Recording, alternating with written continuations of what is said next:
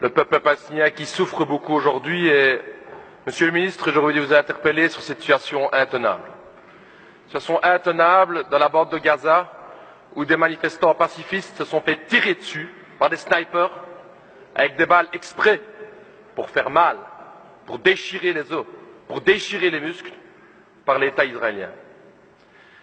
Et chers collègues, une fois de plus, nous ne pouvons que dénoncer l'hypocrisie de la communauté internationale et plus particulièrement de l'Europe et de la Belgique.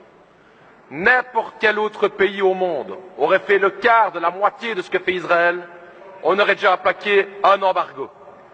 N'importe quel autre pays du monde aurait été chercher une telle répression, appliquer une telle répression, qui aurait déjà eu des motions et des sanctions. Mais non, quand il s'agit d'Israël, on se tait.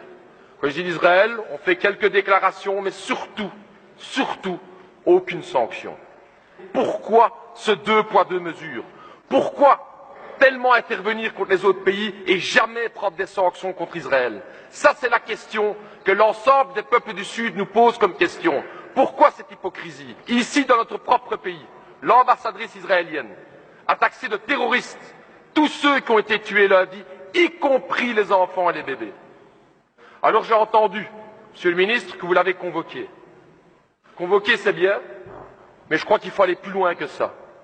Nous estimons avec le PTB qu'il est temps d'expulser cette ambassadrice pour de tels propos. Lorsque le peuple sud-africain se battait pour l'égalité des droits, ils sont battus contre l'apartheid, comme l'apartheid aujourd'hui existe en Israël.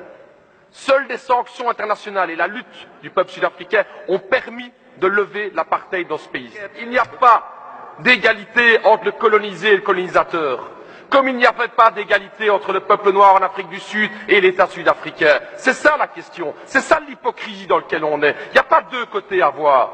Il est temps de prendre parti. Et prendre parti, vous le savez tous ici, et c'est ça l'hypocrisie. Du côté des partis de droite, c'est que Israël n'entendra aucun autre message que la pression économique ou la pression militaire, mais vous le savez très bien, maintenant qu'ils ont l'appui des États-Unis, ils s'en foutent complètement des petites déclarations, vous le savez. Et c'est ça qui est hypocrite. Un petit fax qu'on envoie, une petite convocation. Il est temps de prendre des mesures aujourd'hui, parce qu'il y a un peuple palestinien dans la bande de Gaza. 95% de l'eau n'est pas potable. Que ferions-nous? Que ferions-nous si nous étions là? 45% de chômage, et on regarde. Alors cette hypocrisie à l'Union européenne, Monsieur Reynders, il serait temps de la dénoncer, et si vous voulez vraiment faire avancer les choses, vous auriez pu prendre un acte bilatéral qui est celle d'expulser l'ambassadrice, comme l'autorité belge aurait pu le faire, et